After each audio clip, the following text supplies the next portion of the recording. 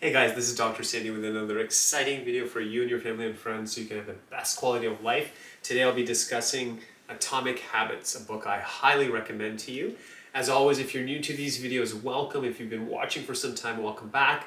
And if you get value out of these videos, please like, share, and subscribe. And just as a side note, we are trying to win Top Chiropractor in Mississauga. That competition's coming back again. So if you could vote for us, I'll include a link below. And let's get into this book called Atomic Habits by James Clear. The reason I wanted to make this video to start off with is we are in December as I filmed this video. And I would hope you're using this time to reflect on your wins of the year, some challenges you may have had, and even now in December, start planning out your New Year's resolutions. Now, if you know me for some time, and I've always believed if you need to make a change, don't wait till January 1st. Having said that, I think there is something special about January 1st. It represents a new year. We're more optimistic. We're usually more positive. So use this time in December to reflect, put a lot of thought, put a lot of planning into it so that January 1st you can hit the ground running. And if anything, by end of December, you're actually starting to implement your New Year's changes to have a better life. So what is he saying in this book?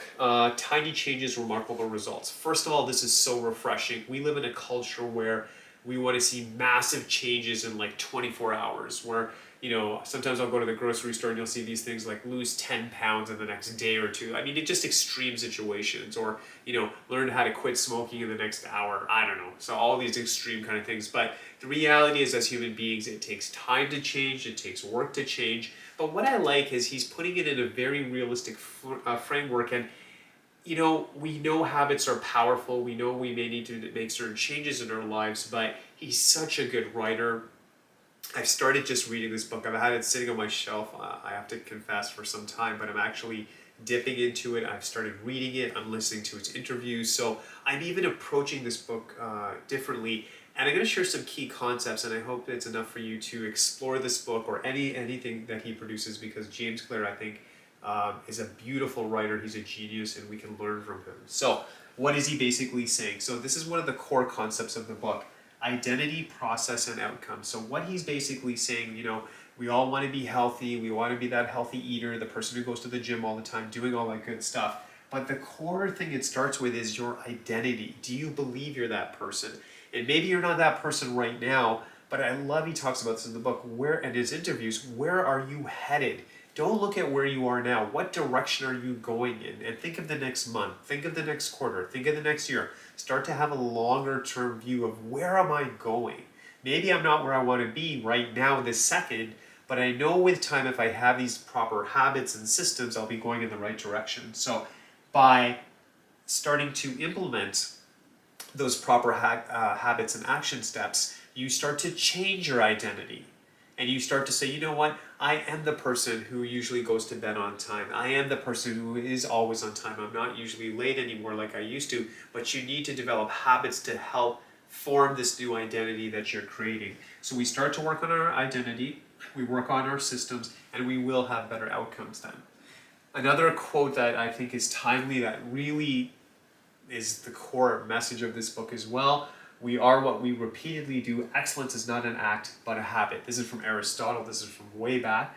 We are what we repeatedly do. Excellence is not an act, but a habit. What are you doing on a regular basis? You don't, someone who goes to the gym once in a blue moon, that's not really a habit. That doesn't lead to excellence. It's what you're doing repeatedly that becomes automatic. That's a habit that will change your life.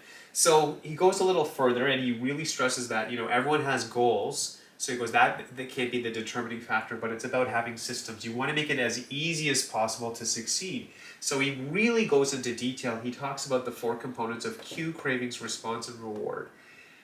Cue would be if you walk into the kitchen and you see those yummy chocolate chip cookies and it triggers it. You weren't even thinking of eating anything, but when you see it, that becomes a cue, and you're thinking, wow, if I eat this, how good am I going to feel? Your response is to pick up that cookie, you take a bite, you swallow it, and then that would be your reward. You feel good eating those cookies. Now, that's something, if you want to change it, what you would want to do is maybe hide the cookies. Don't buy cookies. Don't let them come in the house. So maybe if you go to a restaurant, you can have a treat once in a while. But if it's in the house, it's going to be harder to avoid. And then if they are in the house, don't have it visible. Have it like in that top drawer that you don't have access to. Make it very difficult.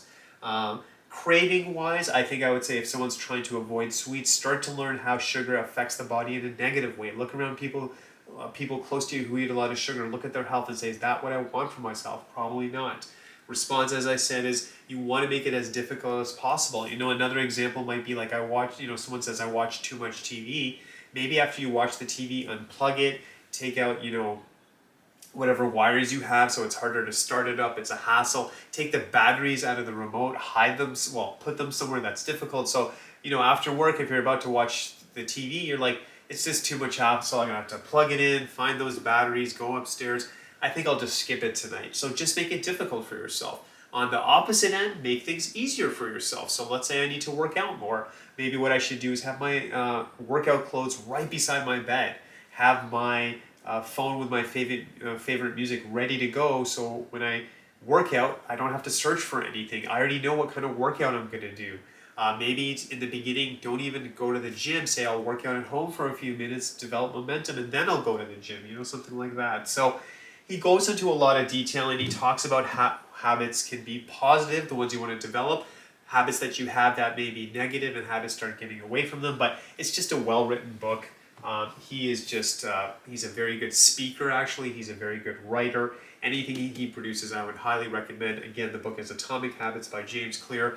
I just hit on a few general components. The book goes into great detail, but please, if you're going to read one book, I would highly recommend this book. There's audiobooks as well you can get, so please look into it because I want you to have the best life possible. So, as always, God bless you, best to you and your family, and I'll be here next Monday with another video.